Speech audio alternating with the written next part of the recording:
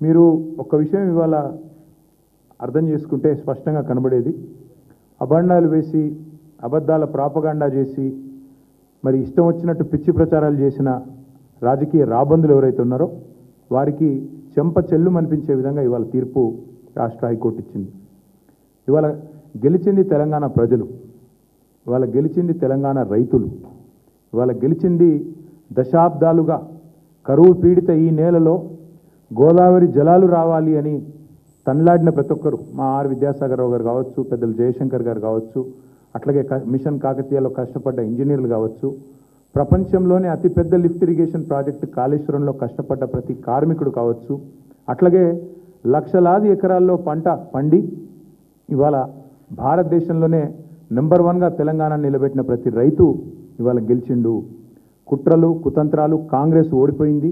ఇవాళ తెలంగాణ రైతులు, తెలంగాణ ప్రజలు, తెలంగాణలోని వివేకవంతమైన ఇంజనీర్లు, తెలంగాణ ఉద్యోగులు వారే కదా కష్టపడ్డది, వారందరూ ఇవాళ గెలిచారని చెప్పక తప్పదు.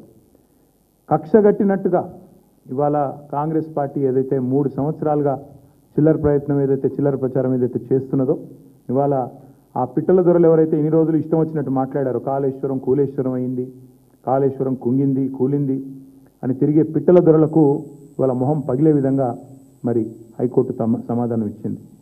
ఇవాళ కూలింది కాళేశ్వరం కాదు, కేసీఆర్ గారి మీద మీరు చేసిన కుట్రలు, మీ కుటిల ప్రయత్నాలు నేటితో కూలిపోయాయి. కూలింది కాళేశ్వరం కాదు, మీరు నిర్లజ్జగా సిగ్గు విడిచి ఎవరు ఏమనుకుంటారో అని కూడా సోయి లేకుండా చేసిన అబద్ధాలు, ప్రచారం చేసిన అబద్ధాలు ఈరోజు గోదావరి ప్రవాహంలో కొట్టుకొని పోయినాయి.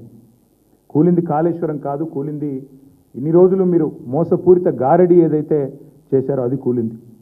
సత్యమేవ జయతే అని మరొకసారి నిజం నిరూపితమైంది. నిజం నిఖార్సుగా ఇవాళ కాలరెగిరేసి నిటారుగా నిలబడ్డది.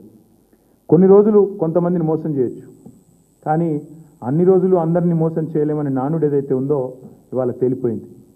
కేసీఆర్ గారి మీద బురద జల్లి, మా పార్టీ మీద బురద జల్లి ఇవాళ రాష్ట్రంలో కొంత రాజకీయ ప్రయోజనం మీకు కలిగి ఉండొచ్చు, కానీ ఇవాళ నిప్పులాంటి నిజం మాత్రం బయటకు వచ్చిందని చెప్పి